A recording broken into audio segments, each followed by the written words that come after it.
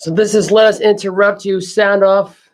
Mr. Olivo, myself, Joseph Olivo, sounding off right now here on Wednesday, May 17th, 2023, on last night's Game 1.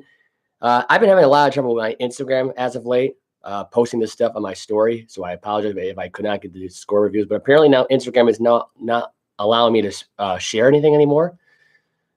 So that's the drift here. This is gonna be a quick review. I'm not gonna go too this really. I just need to get my opinion thoughts on last night's Lakers Nuggets game. And I gotta say, from watching that game last night, if no one's gonna box out the Joker, who should be the MVP for the third straight year, in my opinion, instead of Embiid, because what a waste of time that was for Embiid, right? Got the MVP award, got eliminated 7 games against the Celtics, which, by the way, game 1 of that starts tonight. I will review that on Friday. So, but today I had to review this because I figured game 2 is going to be on Thursday anyway. So why the hell am I going to wait till Friday to review game 1 and 2 and make my workload even more hectic at this point? It's been a hectic workload today. Unfortunately, I haven't been able to share my stories with stuff with this all day because I've had trouble with Facebook and Instagram. But my Instagram is no longer allowing me to take sports stuff at this point. I don't know if it's a privacy issue with the public posts from the NFL, I guess, because everybody makes these posts all the time. I don't know if it's just my phone that's been glitching out. Maybe, I don't know. I mean, I just got this phone not too long ago. So this is a SA. I'm ready to go to an S22 at this point, or S23. But anyway, I've been having a lot of phone problems as of late. But last night's game, if I had to describe last night's game last night with one word, phenomenal action from start to finish with the Joker. He had big numbers last night going to that game. No one could guard him, I think, last night, and it showed. The Lakers made a late rally. They came up short. I mean, let's be realistic at this point. They weren't going to come back and win this game at all. They just weren't going to do it. It just wasn't realistic here. 34 points for the Joker last night, 21 rebounds, 6 on the offensive side, 15 box-out rebounds is what I would call it. LeBron had 26 points, 12 rebounds, 9 assists. He was 1 short from a triple-double. Anthony Unibrow had 40 points in the game last night, 10 rebounds, 3 assists. He was 14 for 23 shooting in the game. He was 1 for 1 for 3, 11 for 11 from the free throw line. And you were to think right now, this game would be a lot closer than 6 points. Unfortunately, that wasn't the case. Russell had 8 points. Schroeder had 6. Harmucha from the bench had 17 points. Lonnie Walker had the fourth had 6. But Denver just put this game on ice early. And at one point, it was a 25-point lead for Denver. Michael Porter had 15 points, 10 rebounds. Joker had 34 points, 21 rebounds, 14 assists, 21 points, 2 rebounds, 3 assists for the Caldwell Pope, former Laker. And Jamal Murray had 31 points, 5 rebounds, 5 assists. I got to tell you right now, if all 5 players are going to be in double digits here, I don't see Denver losing this series to the Lakers. I don't. That's what you need. You need a full set of stars here that can literally go off for an entire quarter. And every quarter and this is what amazes me really about the Denver Nuggets is the fact that they did that. The fact that they went off in this game last night, everybody did. Everybody put their best foot forward in this game last night. This game was start to finish a terrific game last night. Just from the start, I mean, we're going to get right into it here with this. It was Anthony Davis versus Nikolai Jokic. Reese gained possession. Reese was trying to go for a 3-point shot. LeBron got the offensive rebound. They made a driving layup for a 2. Murray got the try to get a 2-point driving finger roll in there. Missed the layup. Got his own offensive rebound. Missed another. Then Gordon got the rebound. Then Gordon made the two-handed jump floating shot there. Tied the game up at 2 apiece. Then Caldwell Pope made a 2-point pull-up jump shot. They made it 4-2. Aaron Gordon makes a running layup there with a Joker's assist there, making it 6-2. LeBron misses a 2-point turnaround bank jump shot. Joker with a rebound. Schroeder had a 3. Michael Porter Jr. answered with his 3 of his own. Nikolai made a 2-point layup there at that point. Davis made a 2-point driving floater jump shot. Murray just drills in the 3. Then Gordon gets called for a shooting foul there in the next position. The Lakers had to make 2 free throws, which was Anthony Davis, of course, who made it 2. Anthony was, like I said before, was 11 for 11 for the free throw line. So I'm going to fast forward to this. Jamal Murray had a finger roll layup there after he had the Porter Jr. had the 2-point shot earlier. Aaron Gordon got had the running dunk with the assist there by the Joker. This was a 24-12 run. The Nuggets were on at that point. There was nothing slowing down this team. Nikolai makes a 2-point floating jump shot there, makes it 28-14. Fast forward to the second quarter here. I'm going to put this midway into here. Bruce Brown gets a little into the action right now. Gets a 2-point running layup there, makes it 44-27. A little bit more fast forward here with this because I'm not going to try to go too long, like I said before. Nikolai gets a 3-point jumper there with 5.5 to go, makes it 49-37 at the end of the half. And I'm going to try and get down to the end of the half here. It was 72-54. Third quarter starts out. LeBron makes a 2-point, makes a driving layup there. He drove to the hoop quickly as possible. Then Murray makes a step back jump shot for 3, essentially to 19. Murray makes another 3-point step back jump shot again. Basically just pulling a James Harden here, what James Harden couldn't do, and it clutches in a game of a series. Although this might have been a really good game one for Murray. Davis with a dunk of his own, makes it 78-60. Fast forward again. We're going to get right around late in the quarter here. It was 103-90. At that point, the Joker made a 3-point jump back, step back shot of his own at the buzzer. Makes it 106-92 at the end of the third. Fourth quarter, this was just Michael Porter. His step back 3 there. And the Nuggets were up by 8. Now they're up by 11. And that's pretty much all what she wrote there. Nuggets get the win here at home by a final score of 132-126. That 3-point shot just put that game away. With those step back threes, it pretty much puts that game away. There was no denying that jump shot at all. That was probably the dagger that put this game out of hand. I mean, sure, the Lakers got back within 6, but I didn't feel like the Nuggets lost this game at any point here. This was just garbage points in the end by the Lakers here. And I got to say, Anthony Davis and LeBron James aren't going to be enough to beat this Nugget team. Then you're going to have more production. You got to have more production coming from Russell. You got to have more production coming from Schroeder. I don't know. I mean, this Laker team just looks like they're already like at a loss of words already. Just in total shock at this point. And for LeBron, for a guy who's never missed a playoff game in his career, hasn't really lost a playoff series, if we're going to be realistic here, in the playoffs itself. And we're going to have to go back here since 2021. But before that, way before that, and we're going to make this, argument here make a lot of sense here, has not lost a playoff series since 2009-2010. And because this guy's always been in the NBA Finals conversation every year at this point. It seemed like an afterthought because the whole time this series was about the Unibrow versus the Joker.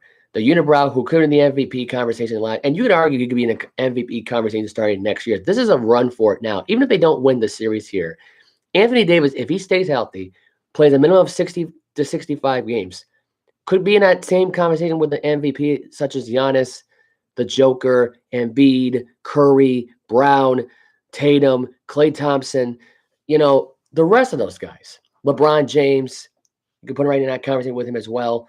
I mean, for a guy that seemed like an afterthought last night, and I thought he was an afterthought going into there last night just because of how much Anthony Davis performed. It was really about AD versus Nikolai Joker. Who's the better center in the matchup here? Who's got the center advantage going into this Western Conference Finals matchup? And like I said before, I mean, either way you look at it, they're ultimately the loser whoever wins this series. I mentioned that on my podcast yesterday. Again, I cannot imagine this feeling like LeBron James being an afterthought, but you would never think LeBron James, would be it would be LeBron versus the Joker. In this case here was Anthony Davis all the way through versus Nikolai Joker. And I expected to go out throughout this series. I can't imagine LeBron getting more points now after last night. And because Anthony Davis wants to make a statement here. He wants to win this game to himself and make it about him instead of LeBron trying to take the spotlight away from Anthony Davis and putting him back in the shadow, which he's been trying to do for the last 3 or 4 years by being with the Lakers. And that's not me just, trying to create a story out of it and trying to create my own little controversy there on my podcast and trying to get through. This is just my straight up opinion, my straight up take here. And if nobody believes me, go watch the 2020 NBA Finals. Go watch an entire run where the entire time it was Anthony Davis and LeBron trying to outdo each other in a series where the Heat were practically outmatched by the time Game 4, Game 5 hit around. And the only reason why they didn't finish it up in Game 5 was because Miami got over the distraction that pretty quickly. And at the end of the day, they weren't trying to outdo each other. The Lakers would have won in 5 games.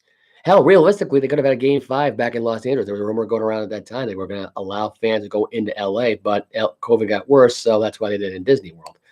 In fact, that's why the entire NBA was in a bubble at that point because of COVID. But anyway, enough about that. We don't need to relive that freaking horror nightmare of an NBA season. But again, like that entire series from start to finish so far has been the Unibrow versus the Joker. There's no other way of looking at it. When you got two centers who were trying to outdo each other last night, and the Joker, I mean, had 21 rebounds last night. Anthony Davis could have had a little bit more than that. I don't know why LeBron was trying to go for a triple-double here. This is a guy, and Anthony Davis already called him out on it already, trying to go for a record instead of wins. And I think that's what – and AD was not wrong there. But it does sound kind of critical when you're trying to sit out there and not playing most of the freaking games. And you're fine. You're not injured. You're not banged up. And you're resting anyway. I would understand because you're injury prone, that you're injured. You don't want to play through the injury. That's fine. I get it. There's a lot of skittish people that are like that. But there's people that are also capable of actually doing it. And I know he's capable of doing more. And he's going to have to here in order for the Lakers to be competent to win this series, because this is not about LeBron versus the Joker. This is not about Kobe Bryant like it was in 2020. It's not about LeBron James trying to top Michael Jordan. This entire series here is about Anthony Davis, AD, the guy who came out of Kentucky, the guy who was prompt for greatness, versus the Joker, who realistically nobody thought would even go to the Western Conference Finals this year and go one-on-one with a Unibrow in a playoff time mode. And realistically has his best chance right now to make a statement in the Western Conference Finals. And he sure as hell made it last night with 34 points, 21 rebounds. And I got to look at the numbers again. I don't know how many assists that was in the game for him. But when you got a game like that, or 14 assists he had in the game, and he was 12 for 17, 3 from 3. He was 7 from 8 from the free throw line, 42 minutes into it. He sort of outdid Anthony Davis, even though Anthony Davis may have gotten 40 points. When you're making 3 points like that and just being completely stepping back to 3 and playing like a point guard, breaking people's ankles with a step back 3. I mean, it's just, you're 7 foot tall. You shouldn't be doing those kind of jump shots. You shouldn't be.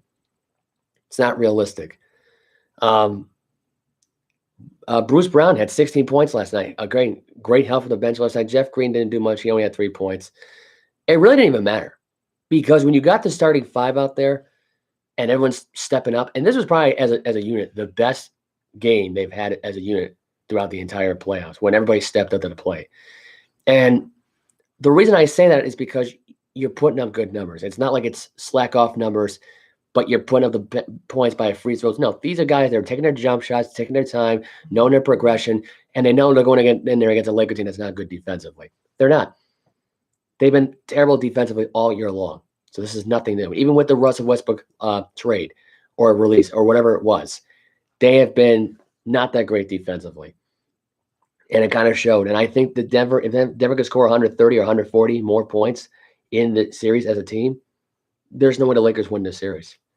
As much as I want to believe in the Lakers-Celtics series, and I think that's still maybe a possibility, Denver winning Game 1 last night just made us a hell of a lot harder now. Not just because of the fact that Joker went up, but as a unit, when you have your stars going off like that, shooting at the highest level possible, driving to the paint, forcing it down their throats, and not trying to take too many freaking 3 points like the Warriors were trying to do. That's going to win you a series. And the Joker keeps playing like this, and Anthony Davis needs to do a lot more here to carry the rest of the team. That's what he has to do. This is the Anthony Davis that we know and love, though. I think he's back. I don't think this is just a one-time thing, especially for a Game 1 in a series that you just lost last night. This needs to be a statement throughout the entire playoffs, whether you win or lose or not, and then go to the NBA Finals, whether you win or lose or not. Anthony Davis has to be the leader of the pack in the whole thing. LeBron's getting that age now where he's ready to pass that torch at this point, which I think he's going to pass it to Anthony Davis anyway before his kid ever gets it. And I think realistically, you could argue now that last night for a guy who had 40 points last night and wasn't going to go down without a fight, it had more fight in him in the end than LeBron did. And I'm just going to put this in perspective. LeBron is not the key attraction in Los Angeles anymore. He's just not. Whether anybody would agree or disagree with that whole thing, he's not the key attraction here. Anthony Davis is the key attraction here. It's going to be about AD versus the Joker. And really, it's in the same book here that you had when you had Portland versus the Lakers back in 2000, when you had Rasheed Wallace on there at the time versus Shaq. That's what it was about at that time. Kobe Bryant was just an afterthought even then in that playoff series. This is the same exact feeling of it here. I got the feel of it last night when watching this game. If nobody else believes me on that one, go back and watch the game last night. Yeah, there's a different NBA league at this point. It's not, round and pound at this point, fight club type of mentality. But when you got two big bulls on there shooting threes like that, it makes it more entertaining. It really does. And I think this is going to be like that for the entire series. I don't think this is going to be a LeBron show anytime soon. And if it is, then I don't know if Anthony Davis will ever be in an MVP conversation going forward ever again. But if this is what we're going to get every night going forward, AD in this series, then AD should play like this next year. He should have no problem when it really counts the most at this point. And it's going to count because with that whole new CBA rule, I'm just trying to fix my hair. I apologize. My bangs were hanging out throughout the entire episode. I wasn't even focused on that. But when it's really about that now at this point, with the NBA starting to crack down on rest management bullcrap, this is where Anthony Davis needs to be like, you know what? The commissioner is right. I need to step up here and get back to my MVP form, not just for myself, but for my fans. And not only that, but I need to start winning championships because wins and losses do matter. Because if you're in a brunt where you're the lowest remaining seed at this point, see, the Lakers have gotten lucky because here's the thing. When you face a Memphis Grizzlies team that was completely injured, and you got John Morant running around with a gun, who may as well face the biggest suspension in the history of the NBA. And then you face a Warrior team that was completely tired at this point, all beat up by their shit from a 7-game series with the freaking kings of all teams. That Curry had to go off for 50 points and still carry the team. I don't know. And I feel, I'm going to get more into Steve Kerr thing saying why they want Draymond Green back next year at this point. And if they feel like if he's not back with the team, they're not a championship contending team. Which today I say that's ridiculous because you still got Steph Curry and Klay Thompson. I mean, Steph Curry carried that team and actually had a 50-point game in a Game 7 not too long ago. Klay Thompson helped out as well with that one as well. So what did Draymond Green really do in that game? Nothing. So there's no need to have Draymond Green back in that series. But this Laker team had probably the easiest run into the playoffs so far. This is the most difficult opponent, and this was the right time for Anthony Davis to step up last night. Did it result in a win? No, but you kind of get the idea of where the series is going to end up going forward. All right, so Game 2 is Thursday, so I'll review that game on Friday. Game 1 tonight is Miami Heat versus Boston Celtics. That will be reviewed. If not, I'm not going to be able to review it tomorrow. I'll be able to review it Friday for the episode. Episode 144 will be on Friday, and 145 will be on Saturday. Saturday's episode, I'm not sure what we'll be able to talk about. I might just do non-sports related podcasts on here, unless there's a big juicy story that comes out right after that episode, which 90% of the time it does. Anyway, so I will see you all on Friday. If you want to contact me on social media, it's Joe Olivo Boston Sports at Instagram, Joseph Olivo on Facebook, J Olivo Sports 123. My username on the thing is Sports Junkie Olivo. TikTok is just Joe Olivo. Like I said before, I no longer have a Bleacher Report. I may no longer have an Instagram at this point because I'm not allowed to share anything on my Instagram. So who knows? Who knows how long I'll have an Instagram at this point? I have no Bleacher Report, so I have a loose Instagram. Am I really that screwed, really? Not really. Anyway, so I'm signing off. I will see you all on Friday, and I hope you guys watch this video, hit the like button, and subscribe. Tell your friends about this review. I will post a link on Facebook right after this ends. So I'm going to end it right now with that. And I'm actually going to play you guys out with the Bon Jovi theme that opened up to the show.